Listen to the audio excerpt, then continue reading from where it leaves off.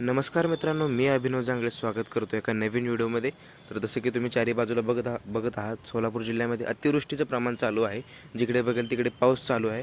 त्याचप्रमाणे आपल्या सांगोल तालुक्यातसुद्धा भरपूर पाऊस चालू आहे. सांगोल तालुक्यामध्ये अतिवृष्टी आहे. अजूनसुद्धा 2 दिवस पाऊस सांगितलेला आहे. हा व्हिडिओ थोडा मी लेट पोस्ट करतो आहे, माफी असावी. पावसामुळे चौफेर कामं होती. तर हे बघू शकता, सध्या पाऊस पडून गेलेला आहे. तुम्ही पाणी बघू शकता. जास्त पाऊस पडल्यामुळे आपण येतो बंधाऱ्यावरती. बंधाऱ्यावर कशी परिस्थिती आहे, नदीचं पाणी पात्राच्या बाहेर गेले का पाहायला आपण बंधाऱ्यावर येतो. आणि बंधाऱ्यावरून येऊन आपल्याला हे समजते की बाबा नदीचे जे पाणी जे आहे ते पावसामुळे नदीपात्राच्या बाहेर चाललेलं आहे. आणि लगेच आपण बंधाऱ्याची वरची एक दारं काढून घेतो. सर्व ग्रामस्थ येतात, आपण एक दारं बंधाऱ्याची काढून घेतो.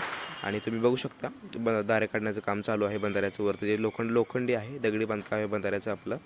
हे वाडेगावातील मान नदी पात्र आहे.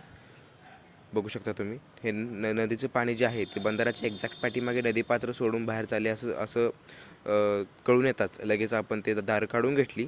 आणि दार काढून आपण जरी माघारी आलो तरीसुद्धा इथलं पाणी काही कमीच झालेलं नव्हतं. तुम्ही बघू शकता किती पाणी आहे.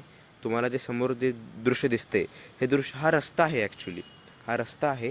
रस्त्यावरती जवळपास गुडघ्या इतकं पाणी साठलेलं आहे.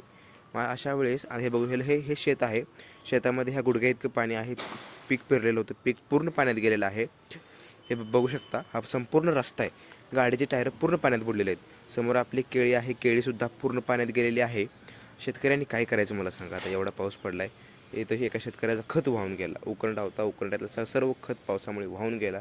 वाहून रानात गेला सोडा, तर ती गोष्ट वेगळी आहे. परत आपण येतो नदीपात्रात, म्हणजे आपल्या पाटोडीच्या खाली नदीपात्र जे आहे तिथे येतो.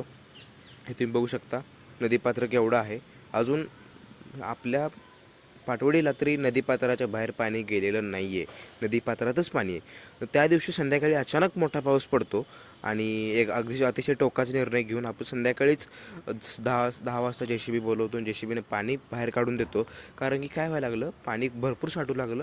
लोकांच्या दारात पाणी येऊ लागलं, जनावरांच्या खाली पाणी येऊ लागलं. त्यामुळे खूप धोक्याचं हे बघताच लगेच आपण पाणी बाहेर काढून दिलं. आणि दुसऱ्या दिवशी सकाळी अचानक रात्री मोठा पाऊस पडतो. आणि हे बघा, हा कालचंच लोकेशन आहे. काल पाणी कुठं होतं बघा नदीचं, आज पाणी कुठं आले बघा. आपली नदीला थोडीशी केळी होती घरी खाण्यापुरती, त्या केळीत संपूर्ण पाणी गेलेलं आहे. नदीपात्र अगदी फुल भरलेलं आहे, बघू शकता तुम्ही. आणि परत दिवस जातो तसाच. आणि संध्याकाळी परत आपण जातो मान नदीच्या बंधाऱ्यावर. हे बंधारा फुल झालेला आहे. अवघ्या काही फुटांवरती बंधाऱ्याचा वरचा टोक आलेला आहे. थोडा पाऊस पडला तर बंधाऱ्याच्या वरून पाणी वाहू शकतं.